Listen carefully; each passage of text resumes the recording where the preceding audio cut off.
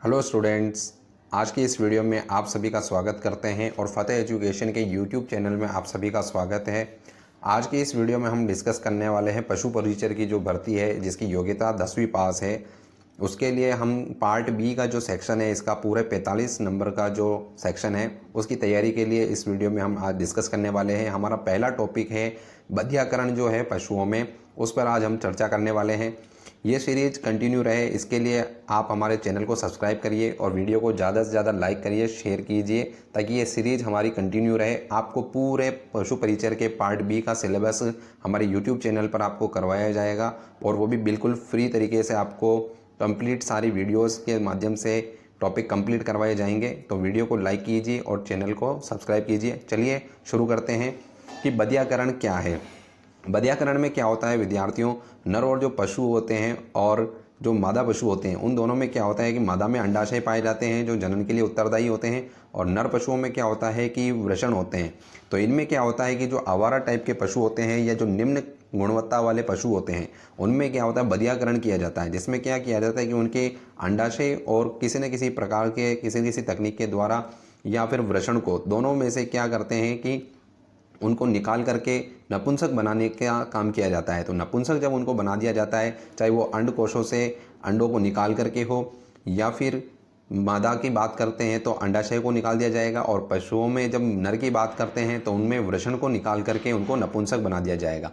तो इस प्रकार का जो प्रोसेस है उसे हम क्या कहते हैं, उसे हम बधियाकरण कहते हैं। तो बधियाकरण में क्या होगा, ओवरऑल क्या होगा विद्यार्थियों कि बधियाकरण में क्या होगा कि इनको कुल मिलाकर के नपुंसक बनाने का काम किया जाएगा। अब ये है कि ये क्यों किया जाता है और इसके क्या हमें फ़ायदे हैं, तो चलिए आगे डिस्कस करते हैं। इस फोटो में आपको दिखाई दे रहा होगा साफ साफ कि किस प्रकार से पशुओं में बधियाकरण किया जा रहा है। इनमें क्या होता है कि जैसे ये शल्य चिकित्सा के माध्यम से भी किया जा सकता है। इसकी पूरी 3 विधियाँ हैं। इसमें एक शल्य चिकित्सा के द्वारा है, एक आपके औजार के माध्यम से किया जाता है, और तीसरा एक और रबड़ बैंड के माध्यम से भी किया जाता है। तो हम आगे डिस्कस करेंगे इसकी कौन कौन सी विधियां हैं और ये क्यों किया जाता है, पहले इसको डिस्कस कर लेते हैं। उन्नत पशु प्रजनन कार्यक्रम की सफलता के लिए अवांछित नर पशु वह होते हैं विद्यार्थियों कि जिनको हमें आगे डेयरी विकास कार्यक्रम के लिए हो, चाहे दुधारू पशु हो, चाहे मांस के लिए हम उनको आगे पालन कर रहे हैं, तो जो अवांछित नर है, जो कमज़ोर किस्म के नर हैं पशुओं में, उनका क्या कर दिया जाता है, बधियाकरण किया जाता है ताकि वो किसी भी प्रकार से आगे जनन करके अपनी आगे संतानों को उत्पन्न न कर पाए और कमज़ोर नस्ल को जन्म ना दे। इसके लिए हम क्या करते हैं, उनको बंध्य बना देते हैं ताकि वो किसी भी प्रकार से जनन ना कर पाए और अपनी आगे नस्ल को ना बढ़ा पाए। और हम उसके माध्यम से क्या करते हैं, केवल गुणवत्ता युक्त पशुओं को ही हमारे आगे जनन के लिए काम में लेते हैं और उन्हीं की नस्लों को हम आगे बढ़ाते हैं ताकि हमें अच्छी नस्लें प्राप्त हो, जिनसे अधिक मात्रा में दूध प्राप्त हो, अंडे प्राप्त हो, अधिक मात्रा में मांस प्राप्त हो, जो हमारा डेयरी विकास कार्यक्रम का कुक्कुट पालन का इनका मूल उद्देश्य है। तो इनमें क्या होता है, हमारे सुधार संभव होता है, पशुओं की सुधार में, नस्लों में सुधार संभव होता है। और बछड़ों में जो बधियाकरण का जो समय है वो क्या होता है, 2 से 8 माह के अंदर अंदर क्या किया जाता है, इनमें 2 से 8 माह के भीतर क्या होता है, इनमें बधियाकरण कर दिया जाता है। आगे बढ़ते हैं कि देखिए बधियाकरण का एक और कारण ये भी है, जो आवारा टाइप के पशु होते हैं उनको हम क्या करते हैं कि उनकी नस्ल को धीरे धीरे हटाने का प्रयास करते हैं। तो हटाने का माध्यम क्या होता है, हमारे पास उनको बंध्य बना दिया जाता है। तो इस प्रकार के जो पशु हैं ये हमारे न तो किसी काम के हैं और दूसरा ये आम जन को भी नुकसान पहुँचाते हैं। तो इसी के लिए क्या किया जाता है, ये उग्र स्वभाव के होते हैं, जो लड़ाई झगड़ा करते हैं, तोड़फोड़ करते हैं। कई बार हमें जानकारी मिलती है, न्यूज में भी हम देखते हैं कि किसी महिला पर किसी सांड ने हमला किया या उचाकर फेंक दिया। तो इस प्रकार से जो पशु हैं जो आवारा किस्म के होते हैं उनकी नस्ल को भी हटाने के लिए हम बधियाकरण का उपयोग करते हैं।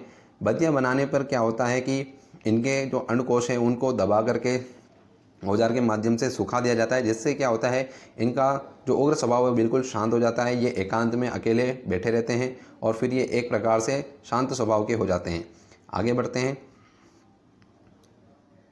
पहला पॉइंट है हमारा, बधियाकरण द्वारा निम्न स्तर के पशु वंश को आगे बढ़ने से रोका जा सकता है, जो हमने ऊपर डिस्कस किया था। इसके द्वारा जो होता है वो असक्षम और अवांछित, जिसको हमें चाहिए नहीं है, आगे संतान के रूप में हम जिसे नहीं चाहते हैं उसको हटा करके हम क्या किया जाता है, बधियाकरण के द्वारा उसे वहीं रोक दिया जाता है, जो कि सफल और लाभकारी पशुपालन के लिए आवश्यक है। क्योंकि लाभकारी पशुपालन तभी होगा जब हमें अच्छी गुणवत्ता के नस्ल के पशु प्राप्त होंगे, अच्छी मात्रा में अंडे प्राप्त होंगे, उनकी क्वालिटी ज़्यादा होगी, उनकी संख्या ज़्यादा हो।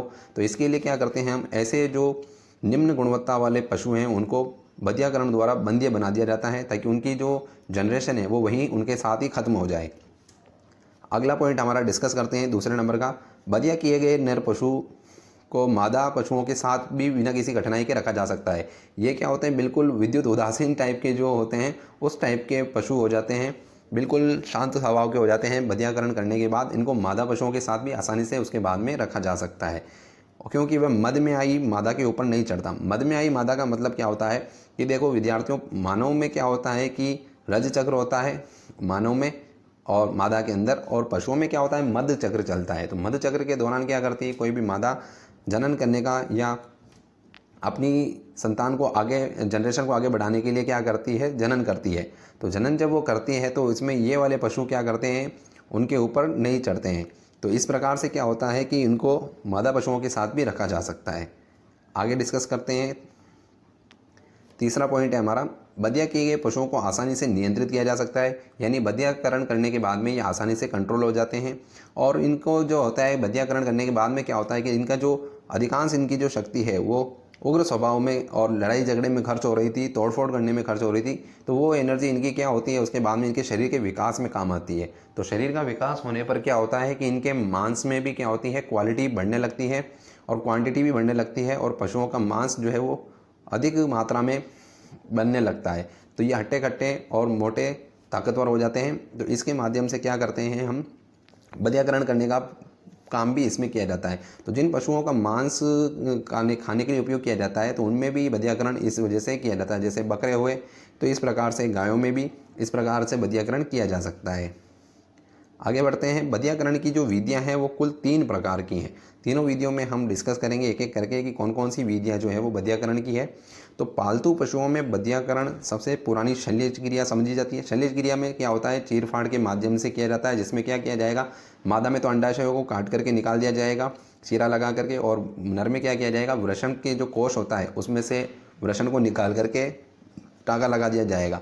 तो इसमें क्या होगा विद्यार्थियों, इस तरीके से जो मेथड होता है वो पुराना ट्रेडिशनल मेथड है जिसमें शल्य क्रिया का उपयोग किया जाता है। आगे बढ़ते हैं, इसकी कौन कौन से मेथड्स हैं।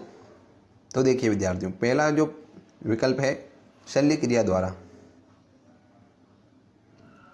शल्य क्रिया द्वारा इसमें क्या होता है, बधियाकरण। तो शल्य क्रिया क्या होता है कि दोनों नर में वृषण को और मादा में अंडाशयों को निकाल दिया जाता है, और इसके बाद ये एक पहले आपको फोटो में दिखाई दे रहा होगा। उसके बाद क्या होता है, ये दूसरा मेथड आपके, जैसे कि ये डॉक्टर्स आपको दिखाई दे रहे होंगे, इस कुत्ते में क्या हो रहा है, इसके वृषण को या अंडाशय को निकाला जा रहा है। तो ये कौन से मेथड हो गया, जिनमें चीर फाड़ के माध्यम से निकाला जाता हो उसको शल्य क्रिया कहा जाता है, जिसमें औजार का और शल्य क्रिया का सहायता लिया जाता है। तो इस विधि में क्या होता है कि पुराना मेथड हो गया जिसमें काफ़ी बड़ा घाव हो जाता है और उसको धीरे धीरे बनने में एंटीबायोटिक दवाइयों का उपयोग किया जाता है, टाइम लगता है। लेकिन अब जो है वो आसान तरीका हमारे हाथ में है जो औजार के माध्यम से किया जाता है, जो हम आगे डिस्कस करेंगे। तो इस विधि में क्या होता है, शल्य क्रिया में अंडकोशों के ऊपर चढ़ी चमड़ी, स्क्रोटम कहते हैं जिसको, स्क्रोटम होता है जैसे जो अंडाशय होता है और ये से वृषण हो गया, इस प्रकार से इसके चारों तरफ क्या होता है, एक खोड़ होता है, आवरण होता है जिसको वृषण कोश कहते हैं। तो इसमें से क्या होता है कि वृषण कोश में जो चमड़ी होती है उनको, तो इस क्रिया में क्या किया जाता है, पशु के एक छोटा सा घाव हो जाता है और एंटीसेप्टिक दवाइयों के प्रयोग के द्वारा उनको क्या किया जाता है, बाद में ठीक कर दिया जाता है। तो इसमें से क्या होता है, एक छोटा सा कट लगा करके उनको निकाल दिया जाता है। सीधा सा काम इसमें ये किया जाता है कि उनको बाहर निकाल करके अलग कर दिया जाता है। तो इस विधि को क्या कहते हैं, इसको शल्य क्रिया विधि कहते हैं। आगे बढ़ते हैं। एक और है आपके जिसमें एक औजार का उपयोग किया जाएगा, उसका नाम है आपके बर्डीजो कास्ट्रेटर। उसका नाम क्या है विद्यार्थियों, बर्डीजो कास्ट्रेटर है। तो इसके द्वारा भी बधियाकरण किया जाता है। ये फोटो आपको दिखाई दे रहा होगा, इस प्रकार का संडासी टाइप का ये औजार होता है, आपने देखा होगा। तो ये इसमें इस प्रकार से पशु को पकड़ करके इसके वृषण को बाहर से किया जाता है, नर पशु में क्या किया जाता है, दबा दिया जाता है। दबाने से क्या होता है, उसमें क्या होता है कि वृषण को जाने वाली जो नसें होती हैं उनमें क्या होता है कि खून का, रक्त का प्रवाह बंद हो जाता है। रक्त का प्रवाह बंद हो जाने के बाद में क्या होता है कि वो धीरे धीरे अपने आप ही सूखने लगते हैं। जब वे अपने आप ही सूख जाते हैं तो धीरे धीरे वो पशु क्या हो जाता है, बंध्य हो जाता है। तो ये विधि आजकल नर पशुओं भैंसों में बंध्यकरण के लिए सर्वाधिक प्रचलित है। इसमें विशेष प्रकार का एक यंत्र जो हमने अभी डिस्कस किया था उसको क्या कहते हैं, बर्डीजो कास्ट्रेटर कहते हैं। उसको बर्डीजो कास्ट्रेटर कहते हैं। इसका उपयोग किया जाता है। रक्त बिल्कुल भी नहीं निकलता है इस विधि में और न किसी प्रकार की चमड़ी को काटा जाता है। इसमें केवल क्या किया जाता है कि पशु के अंडकोशों से ऊपर की ओर जुड़ी स्पर्मेटिक कॉर्ड की जो चमड़ी होती है उसको यंत्र के द्वारा बाहर से दबा दिया जाता है, जिससे अंडकोश में क्या होता है, खून का जो प्रवाह है वो बंद हो जाता है और अंडाशय स्वतः ही सूख जाते हैं। आगे बढ़ते हैं। हमारे इसके द्वारा क्या होता है, थोड़ी सी हमें सावधानियां ध्यान में रखनी होती है कि इसके द्वारा जो हम उपयोग कर रहे हैं तो उसके लिए क्या क्या सावधानियां रखनी होती है। तो इसको क्या होता है कि पहला विकल्प देखते हैं हम हमारे, बर्डीजो कास्ट्रेटर को दबाते समय स्पर्मेटिक कॉर्ड जो स्लिप नहीं होनी चाहिए, यानी जो वृषण कोश होता है इस प्रकार से, उसके अंदर इस प्रकार से वृषण होते हैं दो, तो ये जो है वो स्लिप नहीं होनी चाहिए। एक बात हमें ये ध्यान में रखनी है। और आगे बढ़ते हैं अगले विकल्प की ओर। इसमें क्या होता है, दूसरा, कास्ट्रेटर में अंडकोश नहीं दबना चाहिए, यानी अंडकोश अगर दब जाता है तो उसमें क्या होता है कि अंडकोश में सूजन आ जाती है। तो सूजन आने पर क्या होता है, पशुओं को दर्द भी होता है और सूजन आ जाती है, इसलिए उसका थोड़ा सा ध्यान रखना चाहिए कि अंडकोश उसके अंदर नहीं आना चाहिए।